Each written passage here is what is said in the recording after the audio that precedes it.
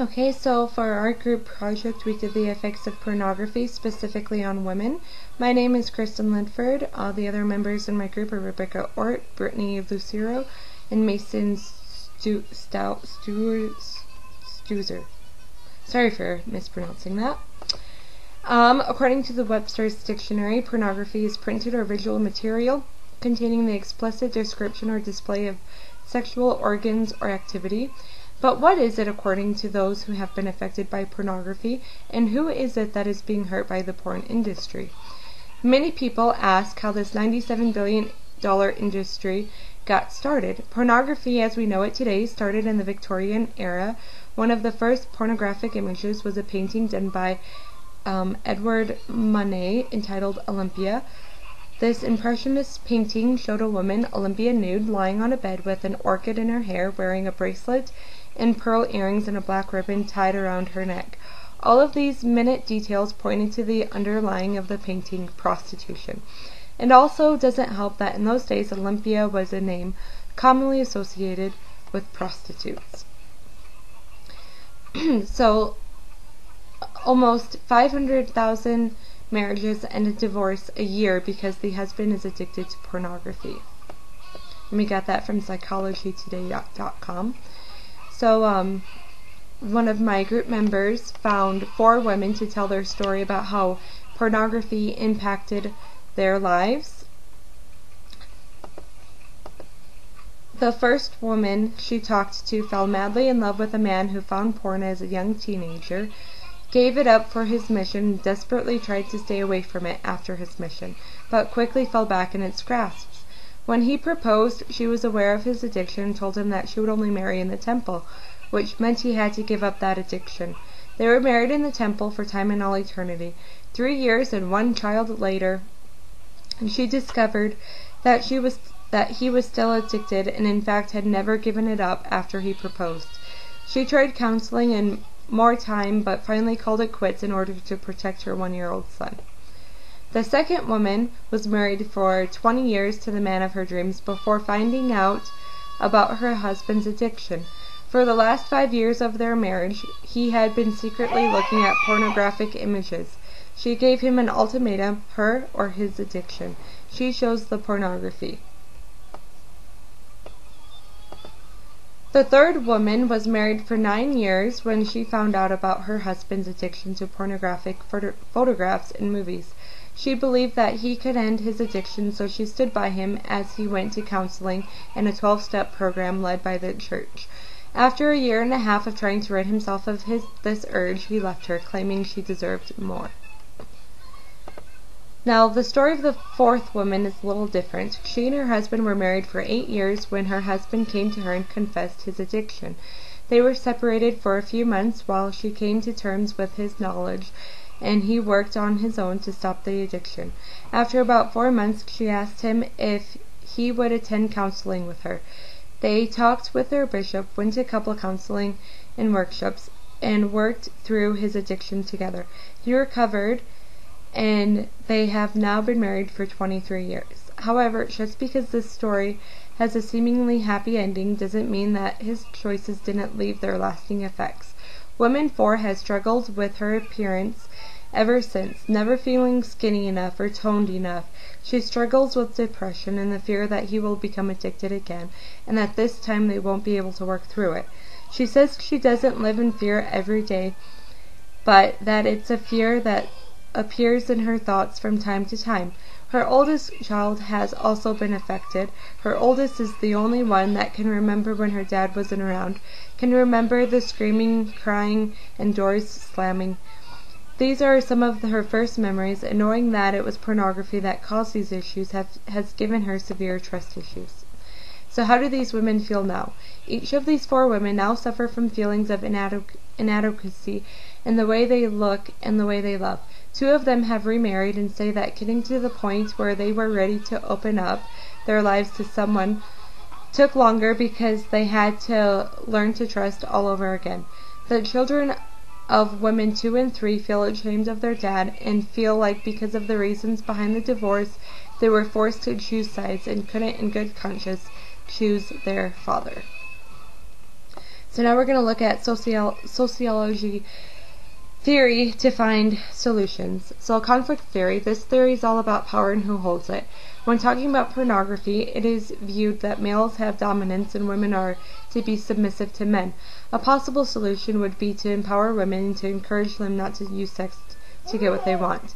Structural functionalism, Durkheim 1964 outlined moral boundaries. For there to be sin, there had to be salvation. A possible solution then would be to have an anti-campaign against pornography, making the claim that it is in violation of natural laws or moral laws. Symbolic interactionism. I found this quote by Daryl Hall. He wrote an essay about pornography and used sociology theory to explain it. So he said, the symbolic interactionalist perspective examines people's lived experiences to determine such things as why people look at pornography. In short, how people define social realities. So we would have to change the reality by running a campaign that not everyone looks at pornography. It's not normal.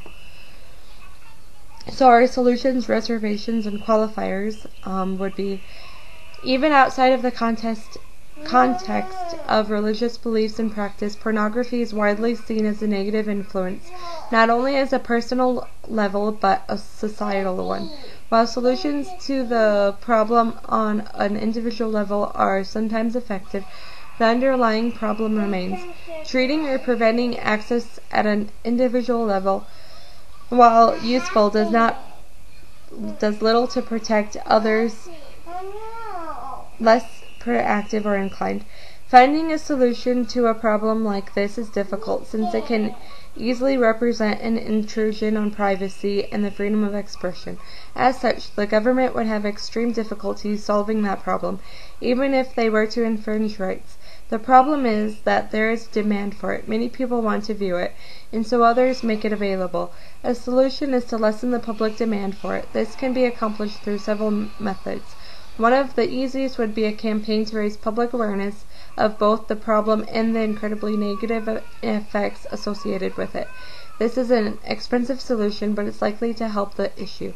Raising public awareness may cause the demand to diminish, but is unlikely to solve the problem as a whole. Another potential method is the reduction of demand through religion. Many churches are strongly opposed to the use of pornography, and efforts made on their part could dramatically decrease viewership and demand. For example, the Church of Jesus Christ of Latter-day Saints, the LDS Church, is staunchly opposed to pornography and speaks against it quite frequently. Aside from their own public awareness campaign, they offer a different, more permanent solution to the problem through missionary work. With something like that, it's best to not only eliminate it from one's life, but to replace it with something constructive. Church offers a spiritual replacement for the problem, which is on the individual level one of the most effective method of removing personal demand. Through missionary work, this personal solution can be offered to the masses while keeping individual rights uninfringed. In this way, the solution can be very effective for those who are willing to become involved with organized religion. Some people are unwilling, which means that the best legal or morally or ethically sound solutions is a combination of secular and religious solutions. There would be ideally a joint secular and religious public awareness campaign with expanded religious outreach. Unfortunately, this isn't about its difficulties. While it is a major problem, not everyone sees it that way. Many people are not fully aware of the dangers and may be hesitant to avoid it on the word of someone else. So, our audience that we're talking to are families who have been affected by pornography, especially parents of users or a spouse that is viewing or spouse of someone who is viewing, mainly focusing on participants in the Church of Jesus Christ of Latter-day Saints. So, our actions would be, if you've already looked at pornography, 1, seek guidance. And once you've already taken part of viewing of pornography, it gets a hold on you and can be highly addictive. The first step given by the church is to seek guidance. Again, my brothers and sisters, our Heavenly Father is aware of our needs and will help us as we call upon Him for assistance. I believe that no concern of ours is too small or insignificant. The Lord is in the details of our lives. And that quote comes from Thomas S. Monson. Step 2 would be fill your life with light. Live a Christ-centered life through service, prayer, and faith. Step 3 would be maintain communication.